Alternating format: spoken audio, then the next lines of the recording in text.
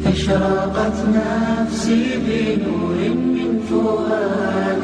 want to tell you just a little about the background that I came from.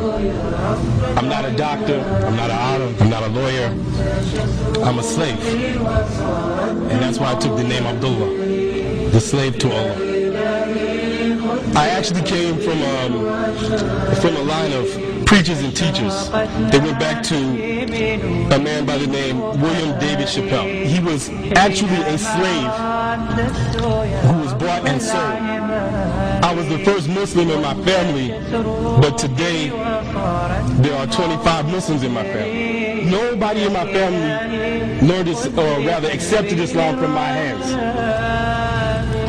But in my absence, they were reading books and they were learning Islam. And so what I'll tell you is that my brother David, he was the second person to accept Islam in my family. The next person in my family who accepted Islam was my mother. The next person who accepted Islam, I think, was my sister.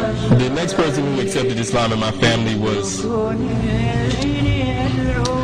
my father. He died the same year. We gave him Janazah Islamiyah. The other people in my family were impressed. My grandmother said, I want my funeral exactly the same like his. And she died a couple of years after my daddy. But before she died, she accepted Islam.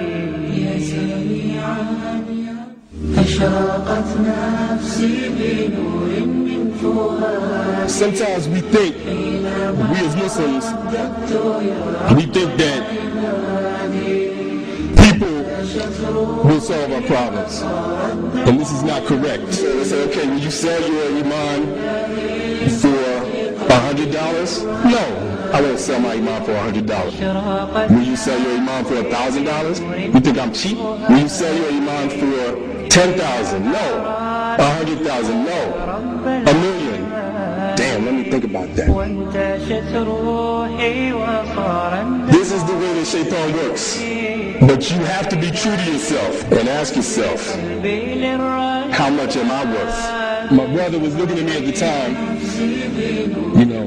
telling me, how is it that I'm rich and famous and you're broke, you have peace of mind, and I can't sleep at night?